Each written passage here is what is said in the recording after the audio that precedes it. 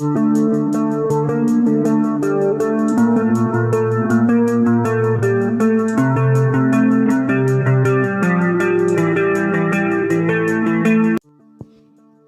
علیکم ناظرین، explorer media کے ناظرین کرام، ارطغرل غازی سیزن 3 اور ایپیسوڈ نمبر 59 میں ترگت اپنی محبوبہ شہینہ کی یادوں میں کھویا ہوتا ہے تو ارطغرل آ جاتے ہیں۔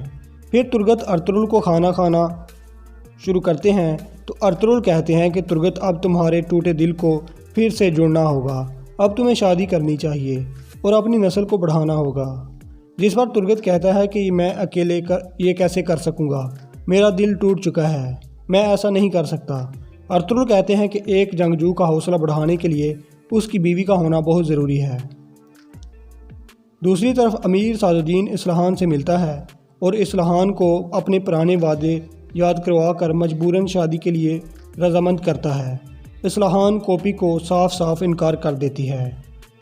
پھر ارطغرل ترگت کو کہتے ہیں کہ ہم تمہاری شادی اصلاحان سے کروائیں گے، جس پر ترگت حیران ہو کر پوچھتے ہیں کہ پھر وہ امیر سعد الدین کا کیا ہوگا، جس پر ارطغرل کہتے ہیں کہ اصلاحان سعد الدین سے شادی نہیں کرنا چاہتی، تم اصلاحان کے لائق ہو، اگر تمہاری شادی ہو جائے گی تو دونوں قبیلے آپس میں جڑ جائیں گے۔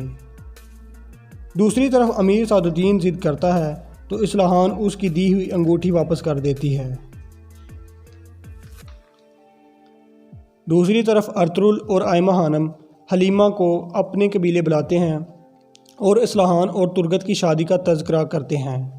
دوسری طرف کمانڈر نکولس اکترینہ سے کہتا ہے کہ شہنشاہ نے نئے کمانڈر آرس کو بھیجا ہے جو آ کر کائی والوں سے مذاکرات کرے گا، جس پر اکترینہ کہتی ہے کہ یقیناً شہنشاہ کا یہ فیصلہ درست ہے۔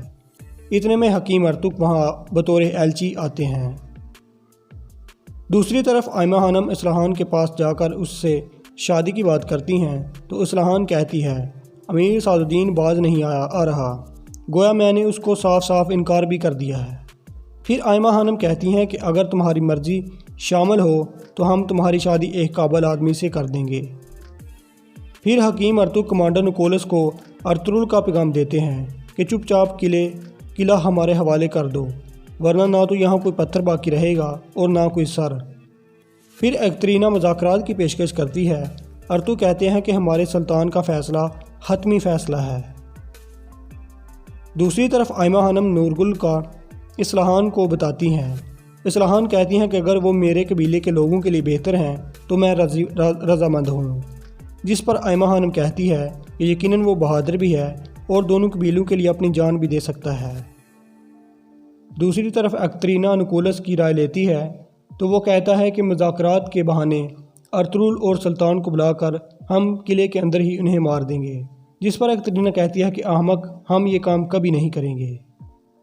دوسری طرف سپاہی عبدالرحمن ارطغرل کو آئمہ خانم کی خوشخبری دیتے ہیں۔ بمسی پوچھتا ہے کہ کون سی خوشخبری؟ ارطغرل بھائی۔ اتنے میں سعد الدین آ جاتا ہے اور کہتا ہے کہ ارطغرل تم نے مجھ سے اصلاحان چھین کر اچھا نہیں کیا۔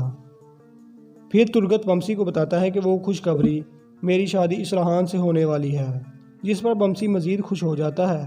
پھر ترگت کہتا ہے کہ ابھی بات پکی نہیں، آج آئمہ خانم پھر دوبارہ پوچھنے اصلاحان کے خیمے میں جائیں گی۔ پھر سلطان ارطغرل اور سعد الدین کو بتاتے ہیں کہ ایوبی فوج ہمارا گراؤ کر رہی ہے، تمہیں مضبوط رہنا ہوگا اور بہادری سے اپنا پرچم لہرانا ہوگا۔ دوسری طرف بمسی ترگت کو تیار کرتا ہے کیونکہ آج ترگت نے آئمہ خانم کے ساتھ اصلاحان کے پاس جانا تھا۔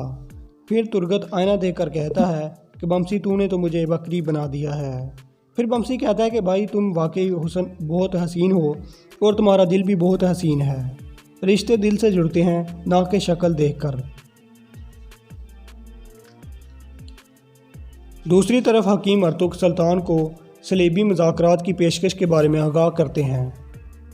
دوسری طرف کمانڈر آرس آتے ہیں، کمانڈر نکولس کو آتے ہی مار دیتے ہیں کیونکہ اس نے ویسلوس کو اکیلے چھوڑ دیا تھا۔ پھر سعد الدین اور ارطغرل اپنی رائے سلطان کو دیتے ہیں۔ سعد الدین مذاکرات کرنے کے لیے کہتا ہے لیکن ارطغرل کہتے ہیں کہ ہم مذاکرات نہیں کریں گے، ہم کافروں کو جہنم واصل کریں گے اور قلعہ فتح کریں گے۔ دوسری طرف گنگکوت ترگت کو دیکھ کر بنے سنورے دیکھ کر پوچھتا ہے کہ کیا بات ہے، تو وہ اس کو بھی بتا دیتے ہیں کہ ترگت کی شادی اصلاحان کے ساتھ ہونے جا رہی ہے۔ دوسری طرف کمانڈر آرس اور اکترینا ارطغرل سے بدلہ لینے کا پکا ارادہ کرتا ہے۔ دوسری طرف ارطغرل آئمہ خانم اصلاحان کے خیمے میں جاتے ہیں اور کھانا کھانے کے بعد اصلاحان کی رائے لیتے ہیں تو وہ ترگت سے شادی کے لیے رضامند ہو جاتی ہیں۔ دوسری طرف سلطان امیر سعد الدین سے پوچھتے ہیں کہ وہ غدار آپ کیوں نہیں تلاش کر پائے جنہوں نے ارطغرل پر حملہ کیا تھا، جس پر سعد الدین ٹال مٹول کر دیتا ہے کیونکہ وہ خود ہی غدار تھا۔ دوسری طرف ترگت اور اصلاحان کی رضامندی پر ارطغرل اور آئمہ خانم خوش ہو جاتے ہیں اور اصلاحان اور ترگت کو دعائیں دیتے ہیں۔ دوسری طرف سعد الدین کا چمچہ سپاہی اسے ارطغرل اور ترگت اور آئمہ خانم کی اصلاحان کے پاس جانے کی خبر دیتا ہے، جس پر سعد الدین کہتا ہے کہ نہ جانے اب ارطغرل کون سی سازش کر رہا ہے۔ اور دوستو یہاں پر اس قسط کا اختتام ہو جاتا ہے۔ دوستو امید کرتے ہیں آج کی ویڈیو آپ کو پسند آئی ہوگی۔ دوستو ویڈیو کو لائک کیجیے اور اپنے دوستوں کے ساتھ شیئر ضرور کیجیے، اور اگر آپ چینل پر نئے ہیں تو چینل کو ضرور سبسکرائب کر لیں اور کمنٹ سیکشن میں اپنی رائے کا اظہار ضرور کریں۔ دوستو بہت جلد ہم نیکسٹ ایپیسوڈ لے کر آپ کی خدمت میں حاضر ہوں گے، تب تک کے لیے اللہ نگہبان۔